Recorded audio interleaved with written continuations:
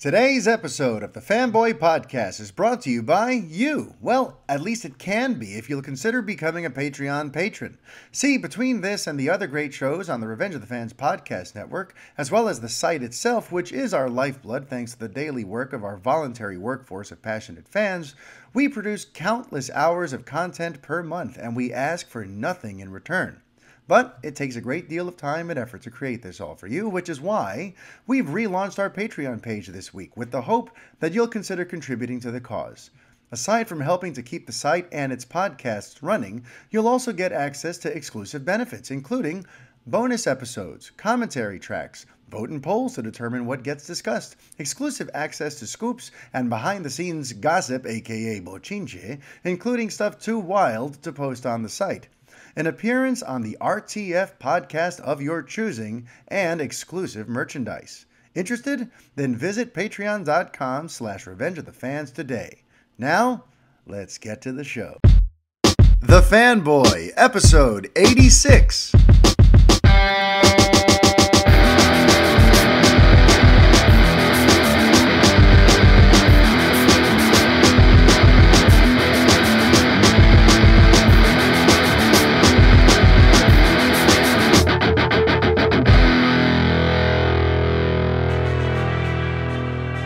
Hi everybody, Mario Francisco Robles, MFR here with you, and this is the 86th edition of the Fanboy Podcast. How's everybody doing out there?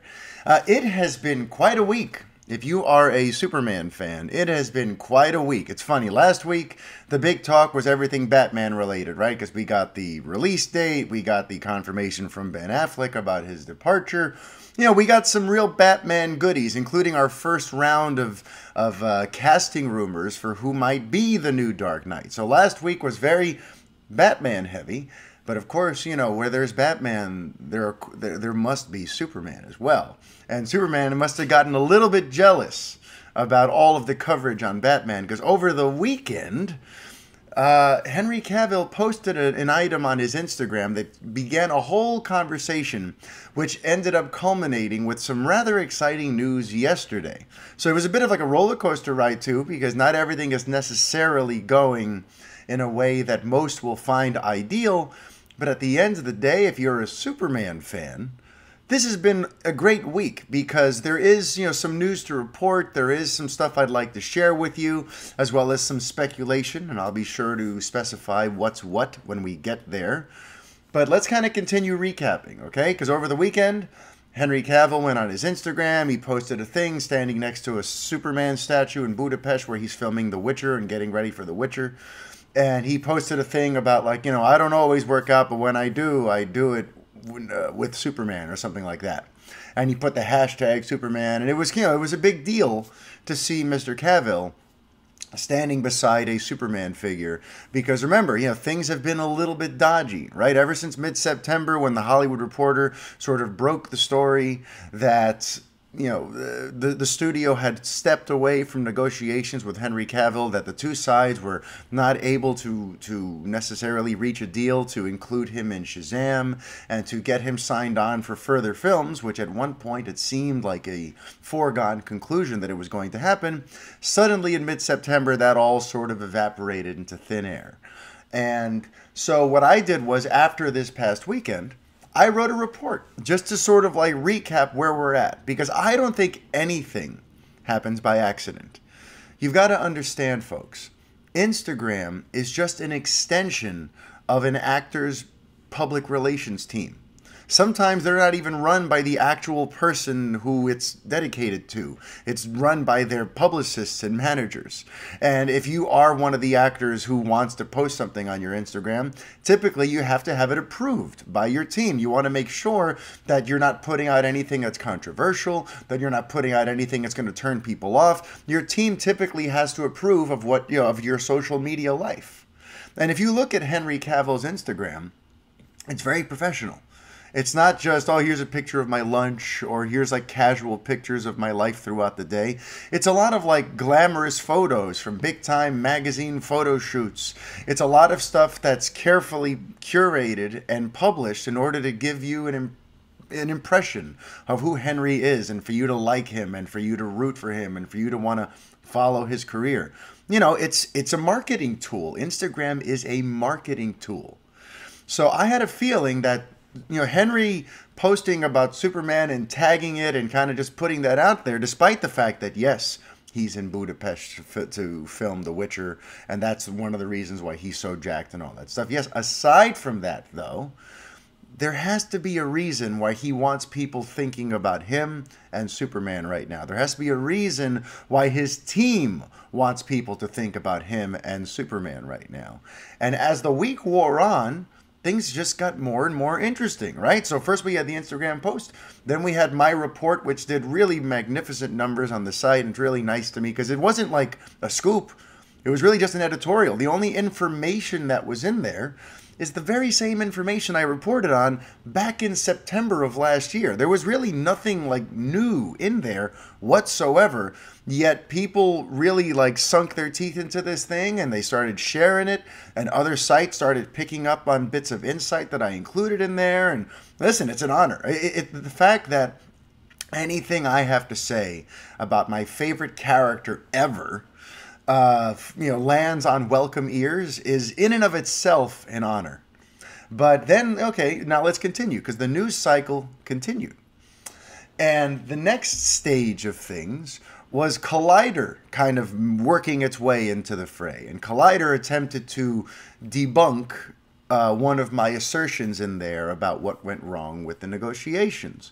And what's interesting about that, by the way, is, and I'm not here to start like a flame war with another site. I have no beef with Collider, and I'm sure Frosty had every reason in the world to do what he did. And, he felt, he feels a certain sense of ownership over all things Cavill and Superman, because remember, Collider reported last April that Superman was going to be the Nick Fury of the DC Cinematic Universe, that they were going to sign a new deal and he was going to be everywhere between cameos and other movies. He was talking about all these big plans that they had for Superman last April, and he seems to think that he's the authority. So I don't think he was too thrilled with the fact that I shared some insights that perhaps he was not privy to.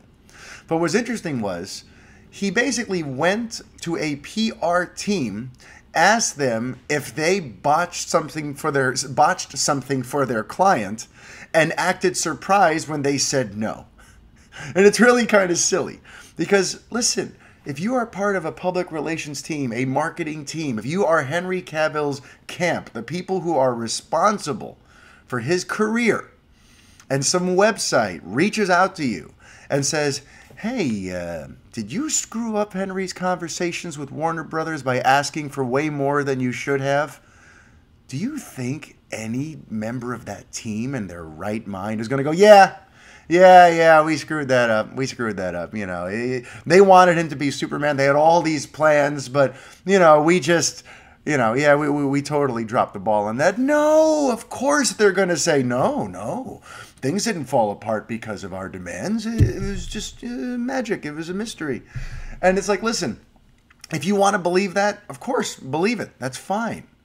But don't come at me with this sense of like, oh, well, as long as the people who were accusing of doing the bad thing said they didn't do it, that's good enough. Because that's not really how journalism works. And you're supposed to kind of look around, look at the full context of everything and speak to other people to see, well, how did those negotiations go? Why is this perception out there? What was it that broke everything down? Because the studio was really trying to get some stuff going. They were meeting with directors. They put Superman on a list that James Gunn could have picked from in late August of 2018. They clearly had an idea that Superman was a viable property, a viable commodity still. And what happened? Where all of a sudden now they meet with you and they go, nah, we're done with him. It's silly. It's silly of them, of a Collider, to try to debunk it. But what I take some pleasure in is that even on Collider's own podcast, I don't know if it's a video or audio. I don't watch anyone else's stuff. but it's been reported to me by people who have seen their coverage on it that even the folks on the podcast, their own little roundtable, whoever's part of that, they said that like it's a silly thing to debunk because really, of course, a PR team is just going to deliver a very safe PR message that says that it's not their fault. You know, they really had no choice but to claim that they had nothing to do with that, because why on earth would they?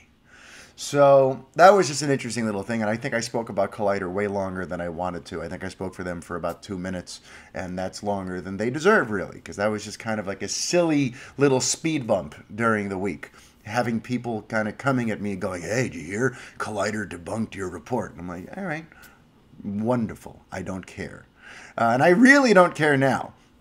Because yesterday was the big whopper. Yesterday was the culmination of several days of Superman coverage, and there's a lot to talk about with regard to yesterday, and that's what we're going to do here today on the Fanboy. And before I get immediately into that, before I get directly into that, I do just have to take a moment to thank everyone who answered the call last week. You know, last week I asked you guys to send in some more reviews to kind of let people know what you think of the show and to kind of deal with one sort of unfortunate situation that took place. And you guys really, you know, turned up in droves here. And I really want to thank you because I had like, I don't know, I want to say 57 reviews or something like that when I made that call. And now I've got 63. So I'm going to go ahead and read a couple of the reviews. This will only take a couple of minutes, so please just be mindful of that. Please be patient with me here because I have some people to thank, and then we get to talk about my favorite thing in the world, Superman. The first one I'd like to share with you is nice and simple. It comes from Apple user Charles Gibber. Charles Gibber wrote, great podcast, and he gave 5 stars, and the body of the review was simply, my favorite podcast. So thank you, Charles. I'm glad this is your favorite podcast. It's mine, too. Go figure. And the next one comes from Apple user Yunis, Y-U-H, Yunis, who wrote a good podcast on the behind the... And then it covers the... I don't get to see the rest of the title, and Apple doesn't really have a good solution to that. So I don't know what the rest of your title was there, Yunis, but you said a good podcast on the behind the... And then, you know, we'll see. But... Yunis wrote, if scoops and talk about behind the scenes of movies is your thing, this is the podcast to listen to. The brother to the main podcast, Revenge of the Fans, this podcast stars the head of the website, Mario F. Robles. If anything, this show is nice companion to the main podcast and always nice to hear optimism when it comes to movies and what's going on behind the scenes. Sometimes this feels like a DC-only show, no complaint for me, he said, but it would be nice to hear more things about other franchises. Either way, a nice listen, and the host is honest with the listeners and never goes out of his way to down-talk why we are here. Highly recommended. Yunis, first of all, thanks for the review. And second of all, you're absolutely right. This has become kind of a very DC heavy show, and that's not by design. It just kind of like naturally where my sort of allegiances lie. But I do acknowledge that note, and I would like to try to expand the scope of the show a little bit more. And I am sort of contemplating doing sometimes, you know, maybe once a month, like a special show that tackles a specific thing that I'm very excited about, a part of my geekdom or my fandom that I don't get to express very often, because here on this show it's very often dominated by stuff having to do with DC entertainment and with movies specifically. Meanwhile, you guys would have no idea about the fact that I'm also just a regular film buff who tries to check out non-superhero movies as often as possible and has thoughts on those. I'm also a gamer, and I have so many nice things to say about the fact that I picked up a Nintendo Switch for my family last month, and it was probably the best purchase I've made for my home in years. It's been this beautiful part of the culture in our house, getting to play Smash Brothers with my son and Mario Kart with my daughter, and all 4 of us play Mario Party together. So, like, I'd love to do an episode at some point that talks about gaming a little bit and talks about what Nintendo has meant to me over the years and what it continues to mean to me today. I'd also love to talk about professional wrestling a little bit. And right now there's a little bit of chatter going on over on the Twitter that a few of us from the Revenge of the Fans podcast network are probably going to get together next week in cohesion with or in conjunction with the fact that the latest wrestling movie comes out next week. That's Fighting With My Family. We're thinking between Fighting With My Family arriving, the launch of All Elite Wrestling, AEW, and the fact that I've just been dying to talk wrestling for months ever since I discovered the Something to Wrestle With podcast by Bruce Pritchard. I'm dying to talk some wrestling. So I think next week we're going to get to do just that. And I'm excited about that. So anyway, Yannis, I hear you. I don't want this to be that, such a DC heavy show. It happens sort of naturally, almost out of my control, because it is what I talk about the most. It is what I am the most passionate about. But I will try this year to kind of remind people that this isn't just a DC show. This is about all the different things that I'm a fan of and what they mean to me and what the latest news about them says to me, The next one comes from Vigilante 1939. How you doing, Nick? Nick's got his own podcast, by the way. You should look him up, Vigilante 1939. I checked it out. It's a Batman-centric show, and I'm happy to support his initiative there and continue to try to, put a little rub on him, to borrow a wrestling term, to give him the rub. But Nick wrote, Mario is the man. Thank you, Nick.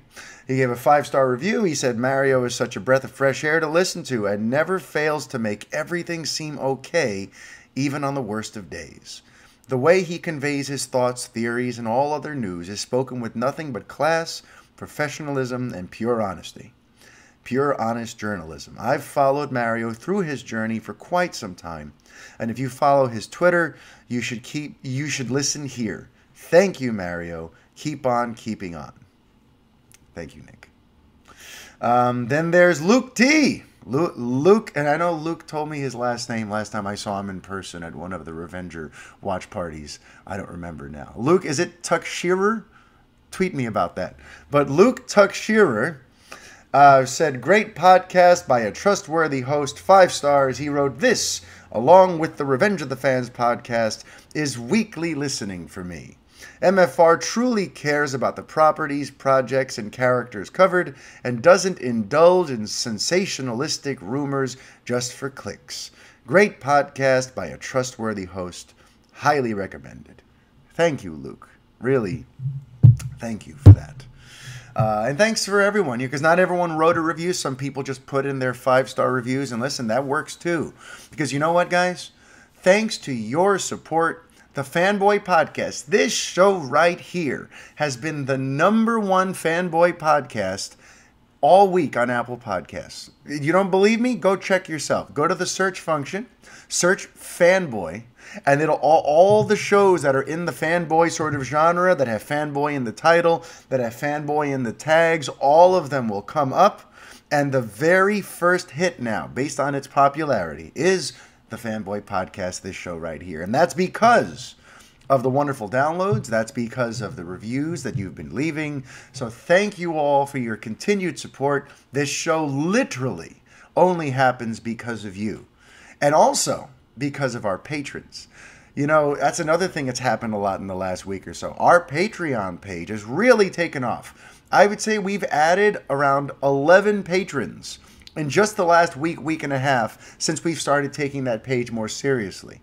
And that's unbelievable to see, because like I've told you guys, we don't really make much money from the Google AdSense, and we don't want to start doing more clickbaity stuff, and we really want to try to avoid the interference of really cumbersome pop-ups and putting up those little messages that say, like, please turn off your ad blocker.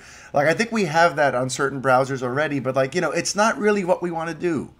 We'd love to try to either get money the old-fashioned way from sponsors wanting to sponsor our shows and that sort of thing, or from you, our customers, from you guys supporting us on Patreon. That would be great, because that'll help us continue to have to avoid practices that'll just generate money but rob us of our credibility and our soul, so to speak. And not that that's really an option. I would never rob us of our credibility. But right now, as we really try to turn Revenge of the Fans into a money-making venture, into a proper business, I just want to thank the 10 plus Patreon patrons who've signed on. And hopefully you guys are enjoying all the content I'm producing for you. Because over on Patreon, I have been dropping little like mini scoops and little whispers of things that I hear that I don't think are, necessarily good for the site or necessarily safe to just blurt out on Twitter. So I'm basically, I treat Patreon as like where my cool kids are. My cool kids who can keep a secret and may like some of the little things that I find in my travels throughout the week as the editor-in-chief of a geek news website. So I think you guys have been enjoying some of the tidbits I've put on there, and I'm going to continue to do that. And I'm going to continue to dig almost exclusively for little stories that I can put on the Patreon, because I really do like that. I really do like that. It's neat to just be able to pull up my phone, pull up the Patreon app and be like, I just heard this crazy thing. I don't have time to write a report on it right now. Maybe I'll get to it next week. But for now, I want my cool kids to know about this. And I just type it out and I click publish. I put it as a patron-only post. And those of you who participate get to see it. You get your email notification and you get, the inside dirt. So I'm enjoying that tremendously. So thank you for those of you who have taken the time and are supporting Revenge of the Fans, the Fanboy podcast, all of us via this Patreon. Thank you so much for that. But now, we're all caught up. Now for the reason we're all here, right?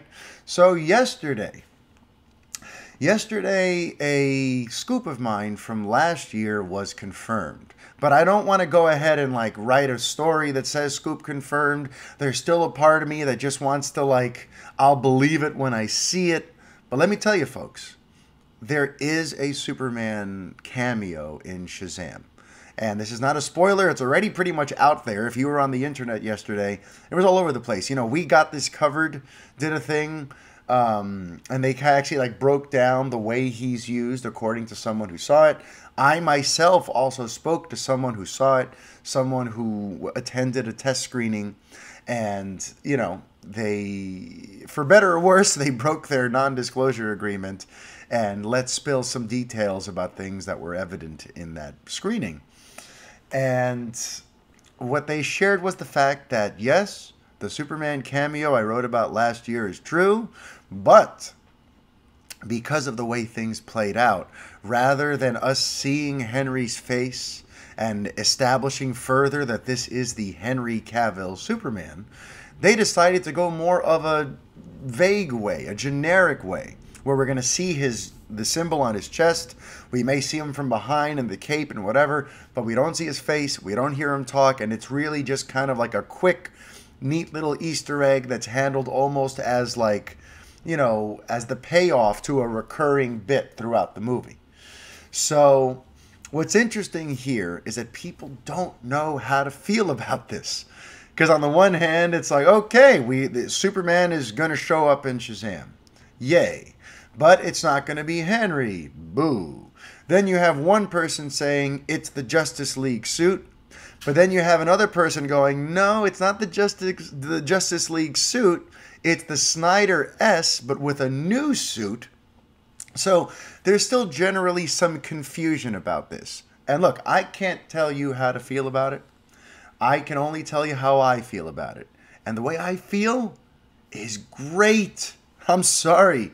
Listen, I cannot relate to anyone who tells me that they only care about this cameo if it's Henry Cavill.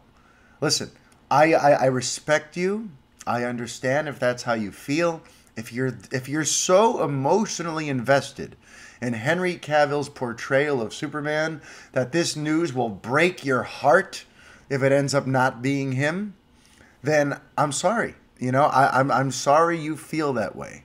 But for me, as someone who's been a fan of the character of Superman himself for over 30 years, I'm sorry, I'm not going to get hung up about who's playing him, what the continuity is, does it continue on Man of Steel, is this another reboot? I'm not going to get hung up on that. I am doing backflips here because this means that the studio is not letting Superman vanish.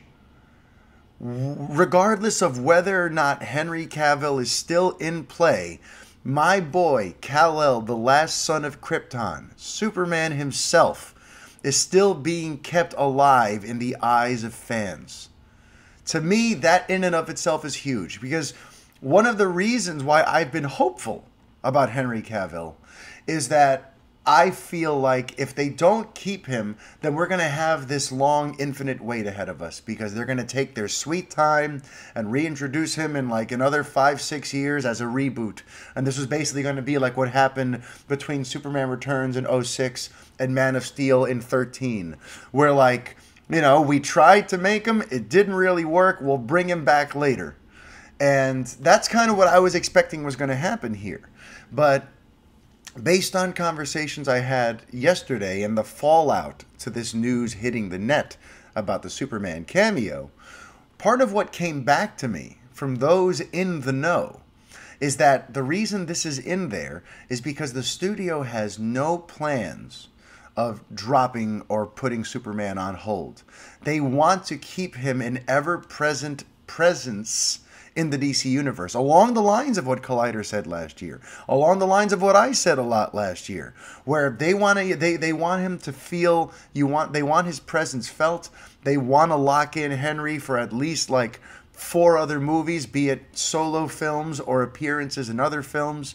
They have plans for the guy, regardless of who's playing him. And that's the part that's sort of news to me now. The fact that whether it's Cavill or not, there's going to be Superman in the relatively near future makes me a whole lot less reliant on clinging to this hope for Henry Cavill's return. Because the way it's been explained to me is that regardless of whether or not it's Cavill, we're going to see Superman in Shazam. Regardless of whether or not it's Cavill, there's going to be another, Superman's presence will be felt when Supergirl eventually makes its way into theaters, which I'm not sure how far off that is. I'm trying to find out if that's still getting fast-tracked, because in theory, if it is still getting fast-tracked, who knows? Maybe they can have that in production, later this year or early next year, since The Flash seems to have sort of vanished for now. So if Supergirl happens as soon as it could, then we know Superman's presence will be felt there. And then after that, sort of the stage is set for another Superman movie, be it a sequel or be it an introduction of a new Superman. And for me, that's big news. For me, no matter what that ends up becoming, whether it is a sequel or it is a reboot, the mere fact that I get to see Superman in theaters, the mere fact that I get to see Superman inspiring Freddie Freeman and Billy Batson, the fact that I get to experience a Superman who is an inspiration and a beacon of hope within the DC universe, who he gets spoken of in hushed tones because he is the epitome, the king of the mountain, the top superhero in the DC world. The fact that that sort of thing is going to be emphasized throughout these next few films, I'm over the moon. I'm over the moon. And if this ends up not being a Henry thing, I hope that you guys can be over the moon too. Because, look, I'm not a gatekeeper. I'm not here to say if all you care about is Henry Cavill and you're not a real Superman fan, because, listen, there's nuances to everything. And there are all kinds of reasons to be or not to be a fan of something. But for me, if you're not excited about just the prospect of seeing Superman on April 4th when Shazam comes out, I mean, I'm sorry. I'm sorry to hear that. I'm sorry that you've been jaded by these last few years. And I'm sorry that Superman apparently may only matter to you if there's one particular guy in the tights. But for me personally, I can't wait to see my boy fly again. Now, what's interesting, though, is this doesn't necessarily spell the end of Cavill. Because, while that's certainly one takeaway, right? The fact that they're showing Superman, but they're not showing Henry's face or using his voice or anything like that, the interpretation could be, oh, well, then this confirms they're moving on. But it's not that cut and dry. It's not that cut and simple. Because part of the reason that they're keeping things vague is so that they have options. Right now, they're doing the test screenings. And that's one of the reasons why also I'm not racing out to say scoop confirmed, because things in test screenings get cut. Things in test screenings don't get shown and then they get added later on. The versions of films that get tested are not always the same as the final cut. In fact, a lot of the times they're not. And if we learned anything from a couple of weeks ago, the questionnaires that test audiences have to fill out cover a whole wide range of topics. It's not just, what did you think of the movie? Did you have a nice time? Would you recommend it? They break down stuff by like character. And they ask you to rate, what did you think of this? How did this go? How did this make you feel? They really want to try to get into the psychology of their prospective customer base, their test audience. So I would not be surprised if they included this Superman thing and they kept it vague on purpose just to ask the audience afterward, what did you think of the tease of Superman? And then hear what comes back. Maybe people will say it was unnecessary and distracting. Maybe people say it was awesome. I wish we could have seen his face or that he could have been in there more. Or maybe people would go, I really wanted to see Henry Cavill in this or whatever. They're probably testing this out to see what people's appetite is like for Superman.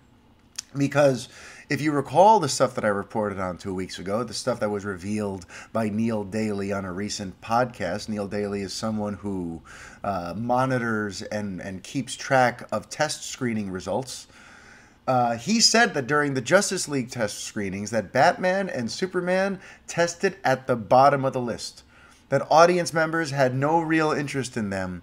They really were much more excited about The Flash and Wonder Woman and Aquaman, and that the two titans of the DC universe were basically the least interesting part of that movie for them. And it really kind of made the studio feel like, maybe we need to pump the brakes on our world's finest.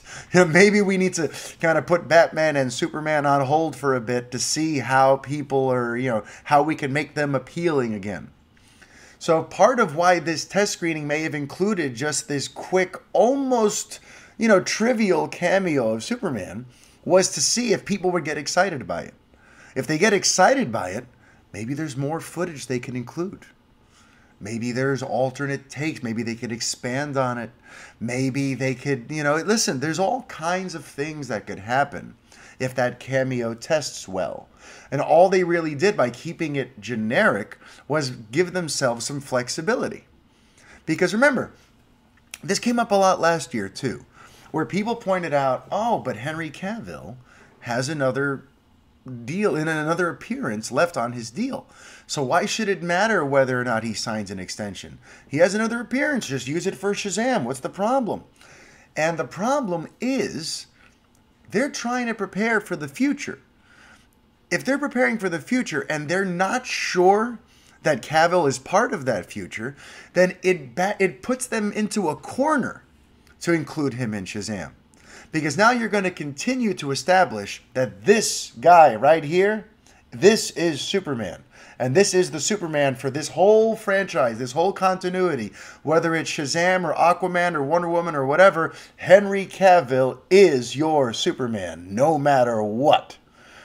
And what happens then is you as a studio, first of all, if the audience was not fond about him during Justice League, maybe they're still just not fond of him in general. Remember, it's not like Man of Steel set the world on fire. It's not like Batman v Superman was received as this all-time classic by the general audiences. So if they put him in Shazam, and it's a very calculated risk, and people go, oh, this guy again, now they've put themselves in a tough spot. We're like, now maybe they really do have to put Superman on ice for a while, because it means that the damage done by those other films has been very big, has been enough to sink Superman for a while. Whereas if people love it, now they've lost all their leverage at the negotiation table. Now when they sit down with Danny Garcia and Henry Cavill when they're done with The Witcher later this year to go, okay, you know what? We're ready to make a deal. The Aquaman effect is in full force. We're ready to, put a fresh coat of paint on Henry Cavill's Superman. Surround him with a creative team that's going to give him a real crowd pleaser of a movie. And we're going to go. Danny Garcia is going to go, that's great. But let's please note, there's no more films left on his thing. And everyone loved his appearance in Shazam. So you are going to have to show me the money. So it puts them at a disadvantage too. So if they hate it, if test audiences hate having Cavill in the movie because they're just tired of this Superman. It sinks Superman for years. If they love Henry Cavill's Superman, it puts Warner Brothers at a steep disadvantage in trying to secure him for the future. So it's a precarious situation, and that's why I say everyone should just be patient and see how it plays out. I think there's a chance Henry could come back. If there's one thing I am certain, and if there's one thing that came back at me yesterday when I was doing digging about this cameo and Henry's status in general and Superman's status in general, the thing that kept coming back to me was that things are not yet official. Nothing is set yet. They purposely issued that statement in September, the studio did, where they said, listen, we've always had a great relationship with Henry. Right now, there's no Superman movie to discuss, but they've essentially said, we'll cross that bridge when we get there. I don't have the quote in front of me, but they left things sort of open-ended. Listen, we like Henry. Henry's the current Superman. There's not a Superman movie to talk about right now, which we already know is kind of a lie, because as recently as weeks and months prior to that, they were offering Superman to people like James Gunn, and they were offering it to Matthew Vaughn, at the end of 2017. There was a Superman movie at some point, but then something happened. Which, by the way, I want to share with you my final theory on how that all went. But just to sort of cap off this thought here, is they've purposely left things open-ended, so everyone else should be just as open-minded as the studio seems to want to be. Anyone out there telling you Cavill is coming back is lying to you. Anyone who's telling you Cavill is 100% out and we're never going to see him again is also lying to you. So the point is, let's just take a deep breath. Let's sit back. Let's see how this all plays out. Let's see what the test screening results are like, what sort of market research comes back at the studio from including that in the most recent test screening for Shazam, and let's see what they decide.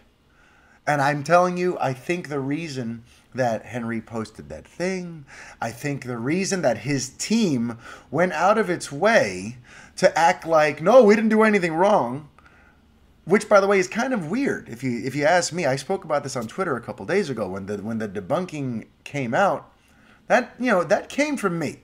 I'm the one who reported that, and I'm the one who, when Collider reached out, they said, according to Revenge of the Fans, or according to this report, this is why you guys asked for too much. I'm nobody. I'm just Mario Francisco Robles. I'm known to my less than 3,000 Twitter followers. I don't have a blue check mark next to my name. My site's only a year old, and while I've been doing this for, over 5 years now, I'm still by no means some sort of household name. And I'm not necessarily someone that Danny Garcia and company should be worried about. If you think what I'm saying is total BS, then sell it. To borrow a wrestling term, sell it. You ignore it. You don't dignify a response to something that's just purely made up, coming from a site that maybe 10 people have heard of in your circles. You know what I mean? Like it's just funny. It's just funny, and to me, it's sort of telling. So I think right now, Cavill, perhaps maybe he heard that the test screenings were coming. Maybe there was already a conversation about the fact that, hey, listen, we're going to run a cut of Shazam next week that includes a generic Superman tease. And that word got through to him, so he put that out just to kind of remind the world, hey, I'm still Superman, and hey, studio, if you're going to be doing this Superman stuff, I'm your guy. I have the 1.5 million likes on my post in just a matter of hours to prove it. So I think it was a calculated move by Cavill just to sort of begin a week that was going to have a Superman cameo probably revealed by the end of it, to begin that week by reminding people that he's still there and that he's still, technically speaking, the current cinematic Superman. So I think it's all, a savvy marketing ploy, and let's see if it works out. Let's see if there's more to this story and the sides met last week and there is a new deal. Let's see if this is just Cavill and his camp shrewdly trying to continue to negotiate to kind of force the studio's hand by saying, hey, People are excited about Superman. You've got me here. I'm ready to play it. What's the holdup? Give me what I want. And that reminds you, by the way, and speaking of like forcing the studio's hand, so to speak. You know, like I said, I have a theory. I have like a final theory about what I think happened back in September. And that is this. You know, as I reported, on September 12th, after The Hollywood Reporter unveiled its report that the studio had seemingly walked away and was no longer interested in bringing Cavill back, you know, I reached out to a source of mine that day to find out what is going on here, because you didn't warn me about this. And, you know, I thought these negotiations were a foregone conclusion. I've been talking about them for months, like it's all just a mere formality. So I was a little freaking out. And they say that the night before, the word on the street there at the studio, this source of mine who works at Warner Brothers, said that the word around the office was that they had met the night before and that the two sides had clashed heads, and at that time the studio really had sort of stepped away and was not interested in bringing Cavill anymore. But they didn't want that to be public knowledge. So here's where my conspiracy theory comes into play. I think Danny Garcia leaked that story to the Hollywood Reporter. You know, they had that meeting the night before. It did not go as planned. You know, Garcia probably made her play to give him that executive producer credit, the same kind that Dwayne Johnson has on like all of his movies.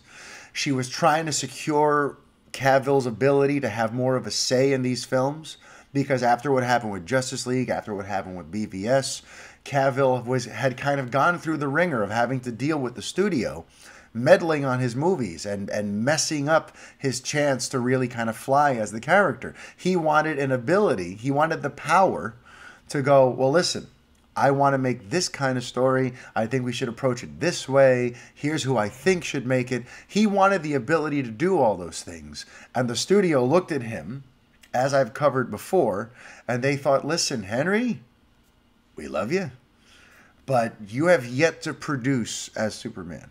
You've been in 3 movies, and whether it's your fault or not, the fact remains you are not this beloved pop culture figure where the entire world loves and embraces you as Superman. You've been part of some polarizing films that we've had to try to work our way around and try to readjust the trajectory of our entire franchise because of how polarizing they were.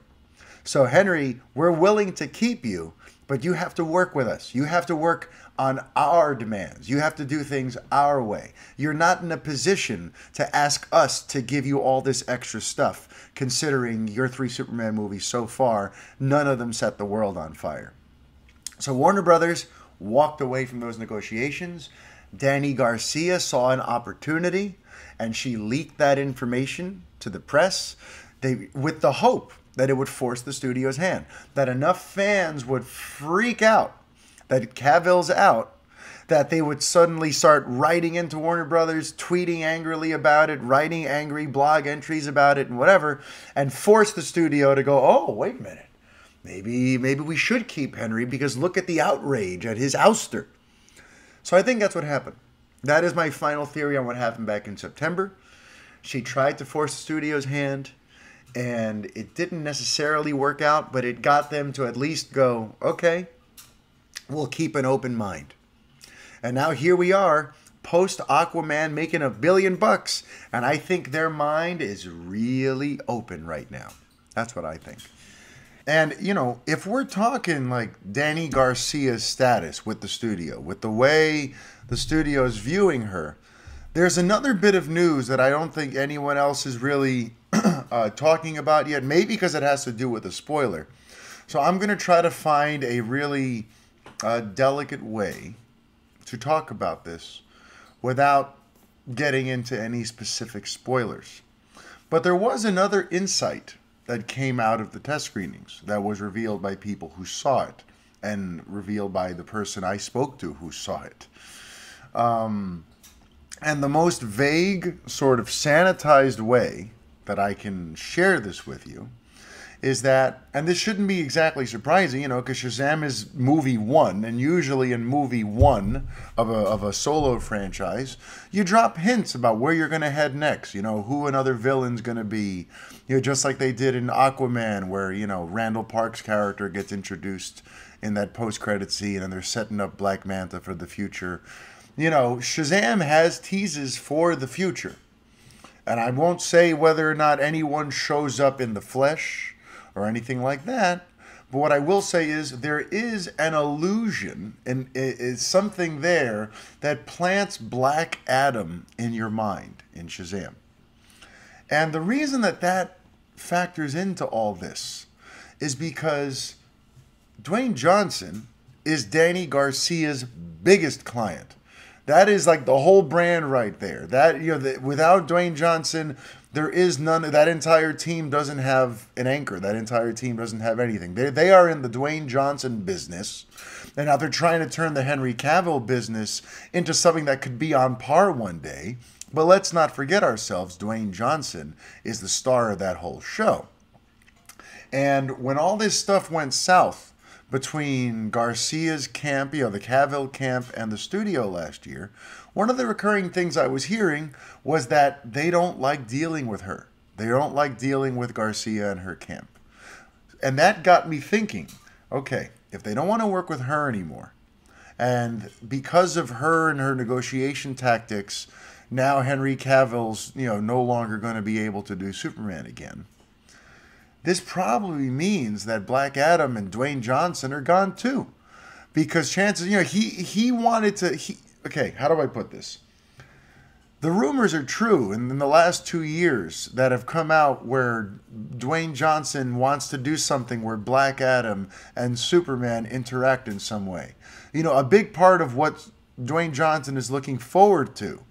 And one of the reasons why I think he got Danny Garcia to sign Henry Cavill and this whole collaboration that's going on is he wants to work with Cavill on something, whether he's the villain in a Superman movie, which was teased once, whether it's a Shazam, Superman, Black Adam type of movie like we've already seen play out in animation, whether it's having Superman show up in a Black Adam movie.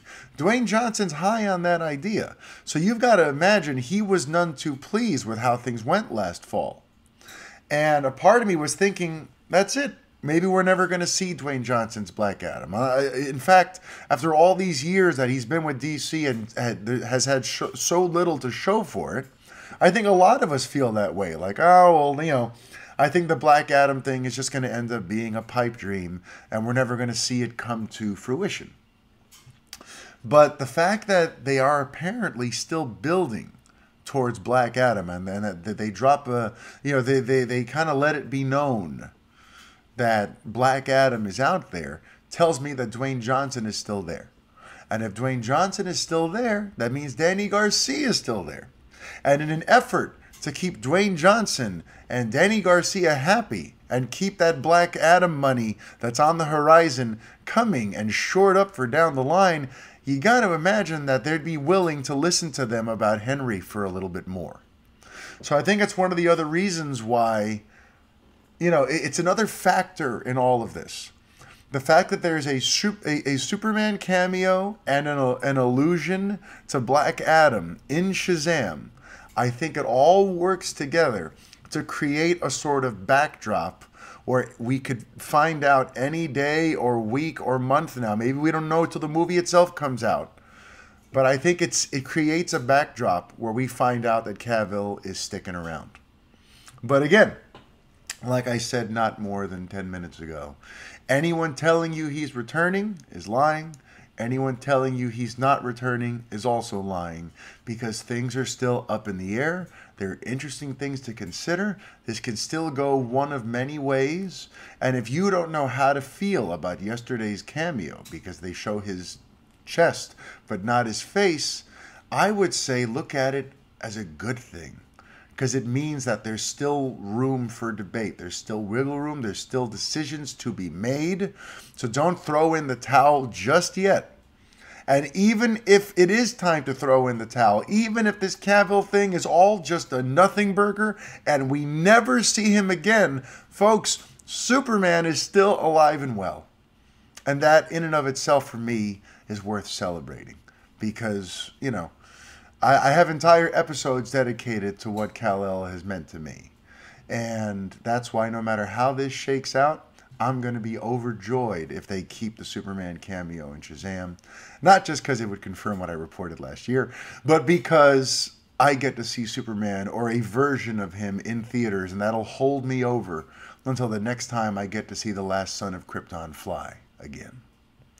But now we're going to switch on back. Now we're going to double back, right? I said last week was all Batman. This week is going to be predominantly Superman.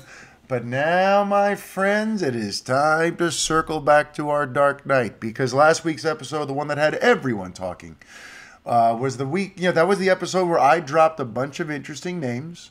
Some of them were from my sources. Some of them were from fellow writers whom I trust, and I trust their sources. And some of them came from, insiders at the studio, someone who had just come through to me about who the studio's pick was. And that's where I was talking a lot about Armie Hammer last week. So let me just recap the list.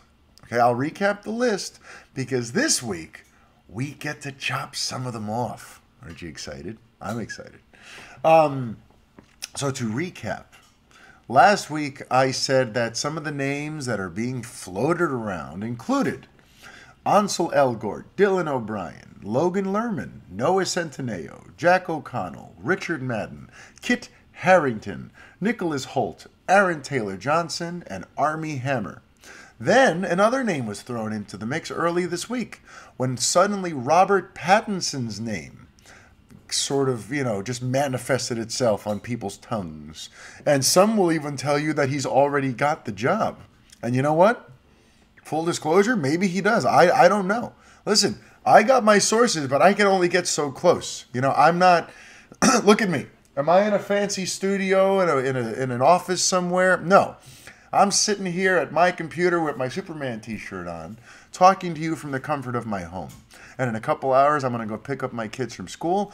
And a couple hours after that, I'm going to go DJ for 1,000 teenagers at an NYU party in the city. I'm not some hard-hitting, insane entertainment journalist who has access. I can just call up Matt Reeves today and be like, did Pattinson get it? So just keep that in mind. Maybe Pattinson's got the job. But for now, all I can do is deal with the information that I do have access to. And based on the information I do have access to, we can effectively cut off names like Ansel Elgort, Dylan O'Brien, Logan Lerman, and thankfully Noah Centineo. Which is, it's funny, by the way, with Centineo, it's one of these things where, people have, cognitive dissonance when they want to hate someone or they want to, find someone to be the symbol of all that is wrong in the world. Because I have people who come at me aggressively about Centineo because I was the first to mention him. And they're like, and he'll never be Batman. He's a terrible pick. And they come at me, and I'm like, he's not my pick. None of these names I say because I'm supporting them. With the exception of Armie Hammer, who I would love to see in the role, I'm just the messenger. And sometimes I have to remind that to people. When the weatherman gets on the news tonight and he says, oh, there's a terrible storm coming tomorrow. Does that mean that he wants the terrible storm to come?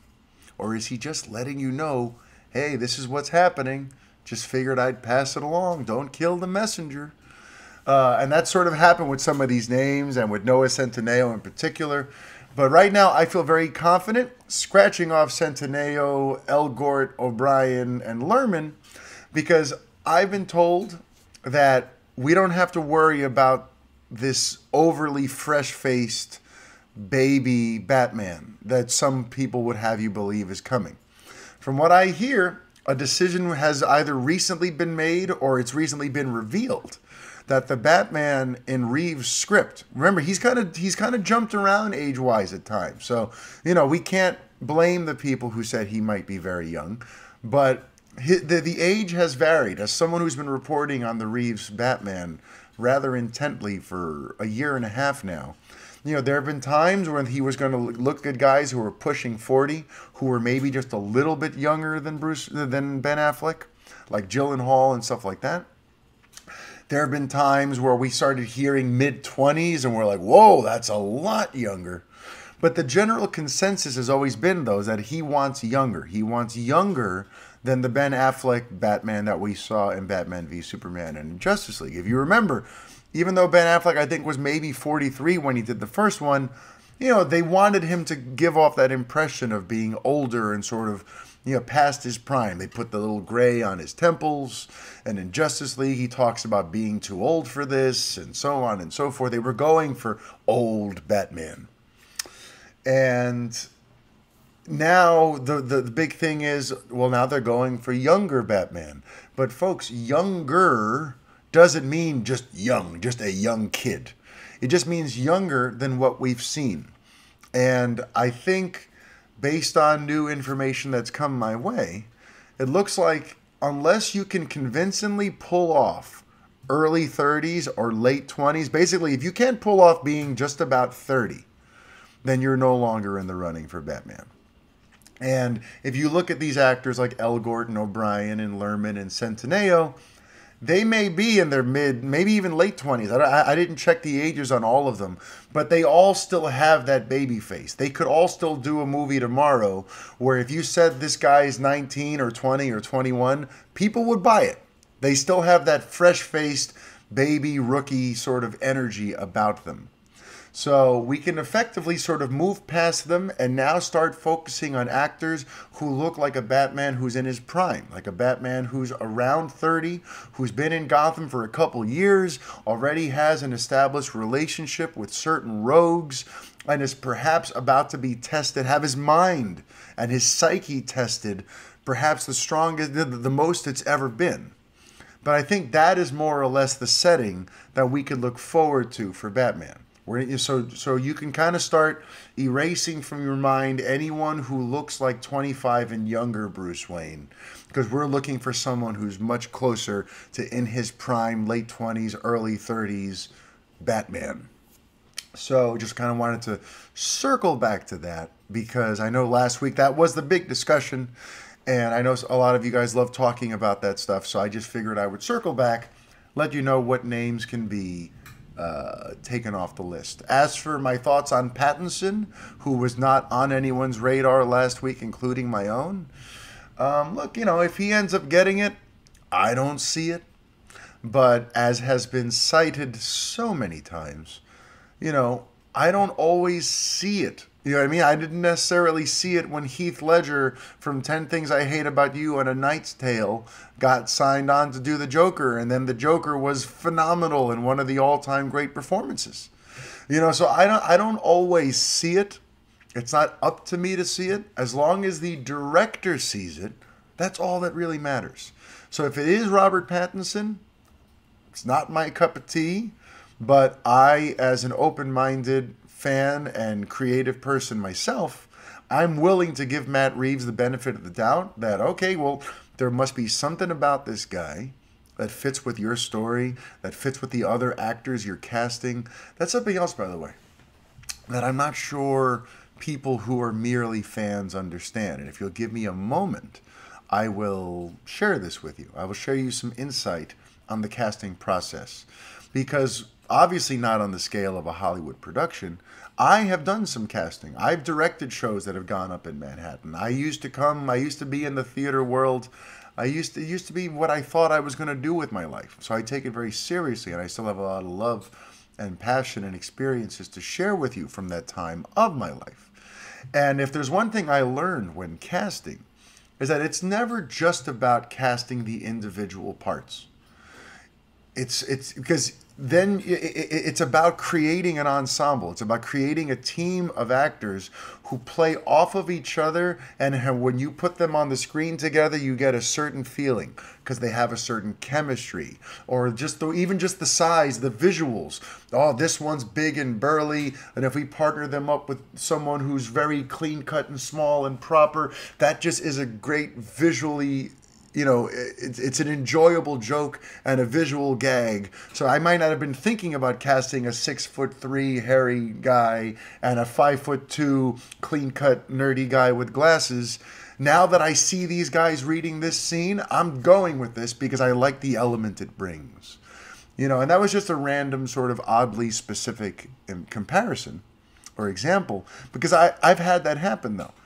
I've been in castings where I need to cast my 3 leads in a show that's maybe 5 or 6 people, and 5 or 6 characters deep, and I'll have like 25 actresses come, and one will come in, and I'll look at her and I'll go, oh, she's exactly what I pictured for this role. I can't wait to see how she reads.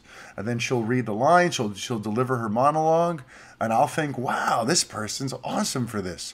Now, for the next stage, for the callbacks, now I have her read with the 2 other actresses I had in mind. And that's when I really see what I have in my hands here. How is their chemistry? How is their interplay? It's amazing what happens sometimes. You get some actors in a room and they naturally start taking on different dynamics. Suddenly, this actress who seemed very confident in her solo audition seems very neurotic, so playing off the energy of her scene partners. Sometimes a character, an actor could come in and they seem like they're going to be incredibly, funny and over the top, and they're going to be clownish, but then you put them in a setting with another actor who is also kind of big, and that actor kind of shrinks down, and now maybe they play a more sort of prim and proper sort of squeamish character or whatever. I hope I'm making my point clear here, which is that when you're casting, there's all kinds of variables. And I've had to turn down actors and actresses who I thought were brilliant for parts, who I thought, wow, you were exactly what I thought would be perfect for this. But then I auditioned these 3 actresses, I put them together, and their chemistry was so strong, and you had 0 chemistry with any of them. So I'm going to have to ask you to go home, and now I'm going with this other actor who works better with this cast, or who works better for the overall theme or the overall feel that I want for this production. So that's something to consider too when people think about, why would they choose this actor over that one? Or isn't this person available? Why would they choose this person? The casting process is not cut and dry. It's not black and white. It's not just, well, I need a 6'2" actor who's brown haired, brown eyed, and can fill out a suit of armor. It's not that simple. You have to see how they interact with the rest of your cast, how your words sound coming out of their mouth, how they take direction from you. There's so many other factors. So when people get all wrapped up on how can they go with Robert Pattinson, or why would Aaron Taylor Johnson be on the list? He was so bad in this or whatever. Like, you got to just take a chill pill. You got to let the director direct. You got to let him do his creative process. Because after all, like I said last week, that's what we want, right? Filmmaker-driven films, huh? So, I just kind of wanted to just bring that into the mix here in terms of the casting process, because I think sometimes people think it's much simpler and more straightforward than you think. They think that than it really is.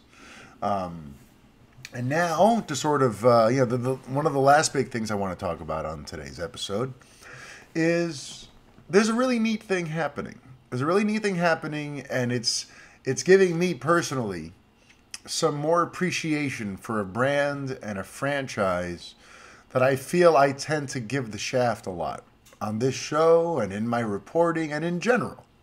And that is the Marvel brand, the Marvel Cinematic Universe. I mean, I've gotten into it before with the guys over at the Fanboy Garage who think I'm way too hard on and way too dismissive of almost every movie that comes out of the MCU. But here's the interesting thing that's happening, okay? My mother is going through some stuff. And I've had to be there for her. I'm helping her through some things that she's working on, and that's all personal, and we're not going to go there today. But she's needed some, she loves movies, and she loves entertainment, that could take her someplace else for a couple hours. And I mentioned to her about a week and a half ago that, hey, you know, your birthday's April 26th, Ma. That's the same day as Avengers Endgame premiering. And I'm probably going to do a big watch party for that. And, you know, you used to love coming with me to see Superman movies and stuff like that. You love superheroes. Truth be told, my mom was the first biggest fan of Superman who got me into all this. She took me to see Superman 4 when I was only 4 years old back in 1987. And she's the one who sat by me at the Elmwood and held my hand when I thought Nuclear Man killed Superman on the moon by burying him in the dirt. So my mom, you know, I know she loves superhero movies. And in general, you know, I've shown her other, you know, different scattered ones throughout the year. And I know that that speaks to her. So I said, why don't you come with me to the Avengers Endgame, to the Avengers watch party for Endgame on your birthday? It'll be my treat. I'll bring my mom out to see a superhero movie. You'll get to meet some of my followers and my listeners, and that'll be really cool. And I think it'll be a neat way to celebrate and honor you on your big day. And my mom took this pretty seriously. And she may come and she may not, I don't know. But regardless, she started watching the Marvel Cinematic Universe to try and catch up and be prepared for Avengers Endgame. My mom's pretty cool. I tweeted about that. So I've been helping her. I've been giving her like her watch list, her homework. I've been giving her an abbreviated version of the entire, you know, 10, 11 years worth of MCU movies to try to catch her up and get her ready for Endgame, where she doesn't have to watch all of them, you know, because it's a lot of movies. And I'm not sure she'd love all of them. And I bring this up because it's been eye-opening for me to get her feedback as she finishes each one, to hear her notes on the movies, to hear her notes on the characters. And the big sort of sweeping thing that keeps coming back at me when my mom talks to me about her experience in reliving these first 10 or 11 years of the Marvel Cinematic Universe is how much joy they bring her. She says, Mario, I don't know why, but they make me happy. They're, you know, they're fun, they're funny. I really like the characters. I'm really interested in where things are going. I like the way you explain to me the way all the different stories fit together and what they're building towards. All in all, my mom just thinks it's all really cool. And so far, she's watched Iron Man. She's watched Captain America, the First Avenger. She's watched The Incredible Hulk. I summarized Thor for her because it's not on Netflix or anything else, and I don't know that it's worth a rental. Maybe that's just me. Maybe you guys think I should tell her to see that, and I'll tell her. My listeners think I'm crazy for not referring Kenneth Branagh's Thor. But either way, I skipped it. I told her what happened. Then she saw the first Avengers. And what's funny too is, by the way, before she did any of that, and I allowed this because it does kind of happen on its own, this story is sort of self-enclosed, I had her start with Black Panther because it's on Netflix. I knew it'd be easy for her to watch, and it will sort of, you know, give her some sense of what Avengers Endgame could look and feel like, since Black Panther is, you know, a big part of the current MCU. So she began all this with Black Panther. And she's seen First Avenger, Iron Man, and the first, you know, Avengers movie from 2012. And she's loving it all. She's excited to keep going. Next up on her watch list, I told her she has to see Guardians of the Galaxy, Volume 1 and 2. And then we'll take it from there. I think she can skip Ultron. I think she can skip Doctor Strange. She can definitely skip Thor: The Dark World. But either way, I'm curating an MCU list for my mom. And that's cool for me. And what's also cool about it is, you know, she lives with my grandmother. And my grandmother is an 87-year-old Cuban lady who can be kind of tough to watch movies with because she gets a little bit like, who's that? Why is this happening? Is that the bad guy? I thought they were friends. You know, there's a little bit of a language barrier, but in general, too, like, she has a hard time, like locking in on a movie unless it's sort of simple and straightforward. That's why a lot of times when we take her to the movies, we take her to see like Disney Pixar type movies. You know, things where the visuals are big and broad and you can understand the story just based on the imagery and the music.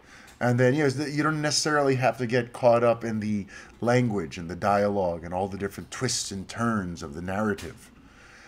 But what's interesting is my abuela is loving the Marvel Cinematic Universe too. And I'm like, what? But I guess it does. I guess it makes sense for the very reasons that I sort of deride Marvel for being a little just sort of simplistic and safe and by the numbers.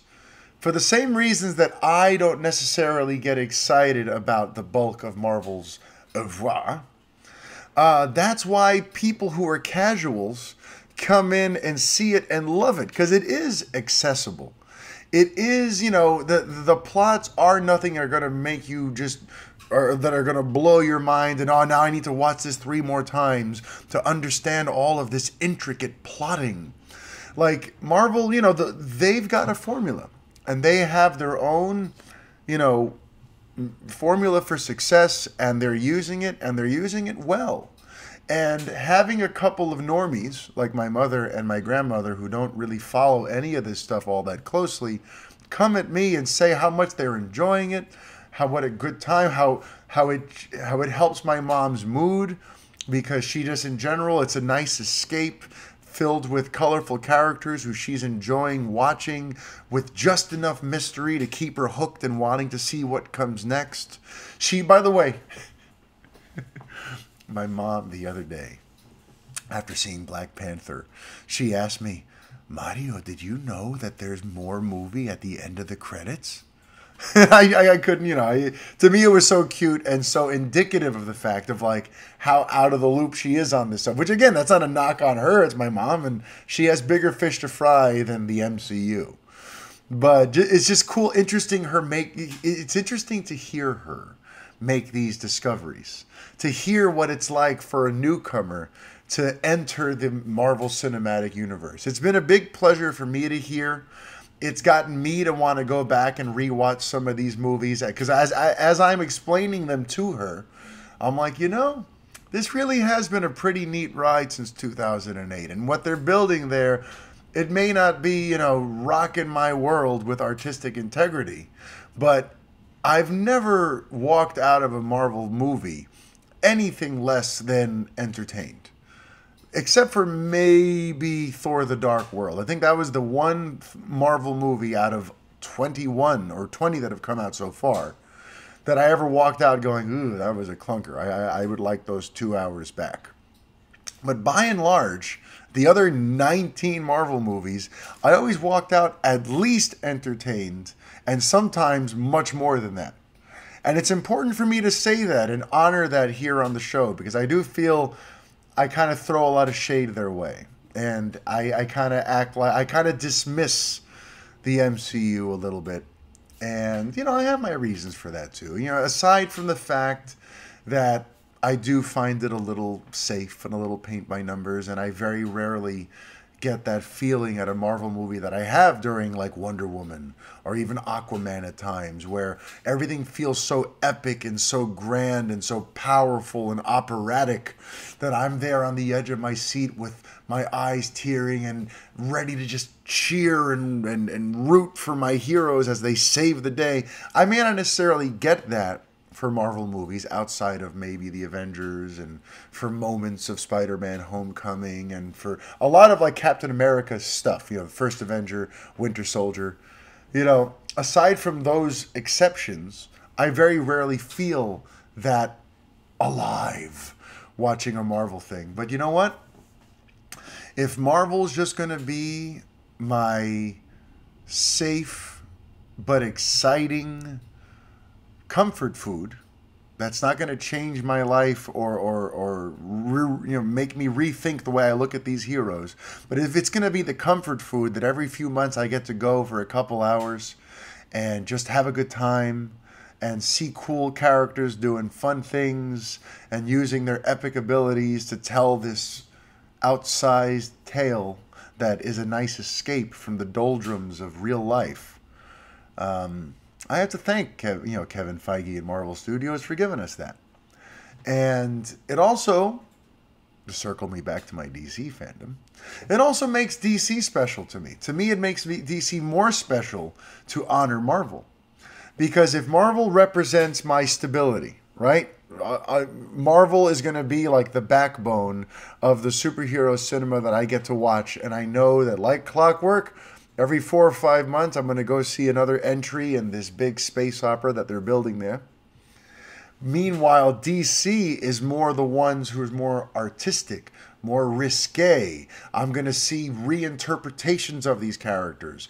I'm going to see filmmakers that have a real vision who will be able to just flex them and tell the studio to go F themselves as they tell their own unique, avant-garde, interesting, personal journeys on these characters.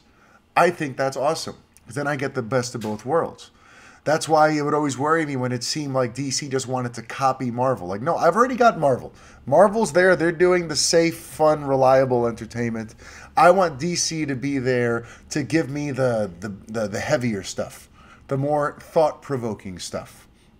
And thankfully, with Joker on the way and Birds of Prey on the way and Wonder Woman 1984 with its sort of Orwellian sort of undertones and some of what we're hearing about with Batman and how it's going to play on his psychology and the detective work and really put him in an environment we've never seen him before.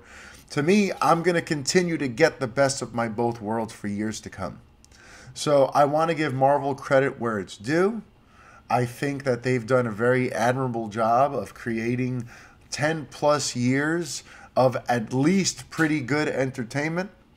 And I think that's valuable in this day and age. I think that serves its purpose. And I think it's growing the fanboy and geek community because they do make these stories very accessible. They're not just loaded with references and things that go over your head. They're not dense with all of this thematic and heavy narrative machinations that are going to have you leaving the theater kind of going, I don't know how I felt about that. I enjoyed it, but I didn't understand why this happened or this and that. Let Marvel be the safe. Let DC be the crazy. Let Marvel be the classic rock. Let that be your Rolling Stones, or let it be, your old reliable music, and let DC be punk rock. Let it be rebellious and different. And sometimes they'll shoot for something big and fail and with their lofty ambitions. But sometimes when they're on, it's the greatest superhero filmmaking you've ever seen. So let that happen with DC. Let things continue to be what they are for Marvel. I think we all win. That's why I will not stand by and engage in any sort of Marvel versus DC nonsense. And I try to shut that down when I see it. But, there's a lot to appreciate from both brands. And so this week, in light of hearing that my mother in her 50s and my grandmother in her 80s are checking out the Marvel Cinematic Universe and are thoroughly locked in and hooked and excited to see more, it made me realize I have to give credit where it's due. So thank you, Kevin Feige and Marvel Studios, for making films that are palatable for the masses, that bring in more people into this tent that we call fandom, that we call geekdom. If you inspired even one other kid or one other person to go and say, you know what, I want to buy a comic book, or I want to learn more about these characters, then Marvel Studios, you've done your job. You've grown the fan base, and you've given us, entertainment at a time where we could really use some good escapes from time to time. And maybe we don't always need to have our thinking caps on. It's okay to just have a Coke once in a while. And I think those movies are a Coke. I think I've said that before. And I think, DC is more like, they're like cocktails. They're mixtures, and sometimes it'll be delicious and it'll get you across the finish line. And sometimes it'll be bitter and you send it back to the bar. But at least, it's a cocktail. They're working on something exciting for you that has the potential to take you to a whole other heightened plane that your, a cup of Coke is not going to give you. Coca-Cola, mind you. So everyone, I think that about does it for episode 86 of the Fanboy podcast. If you enjoyed this show, if you have any thoughts on what I had to say about Henry Cavill and Superman, please let me know in the comments below. You could find this. You'll be able to find this on YouTube in video form, where you can watch me talking about it, wearing my generic Superman shirt. I purposely chose the generic one to make a point. But if you want to watch it, you can watch it on YouTube. If you want to listen to it, you listen to it on your podcast app. And like I said, leave me a review, share it with your friends, let people know about the Fanboy podcast, the Revengers podcast, the Fanboy Garage, Hops and Box Office Flops, Tales from the DC Multiverse, the Amateur Otaku podcast, the Play It Loudcast. Revenge of the Fans has a ton of content for you, and we hope you'll support us both on Patreon and by spreading the good word and by possibly visiting patreon.com/revengeofthefans. Thanks for listening, everyone, and until next week, life is chaos. Be kind.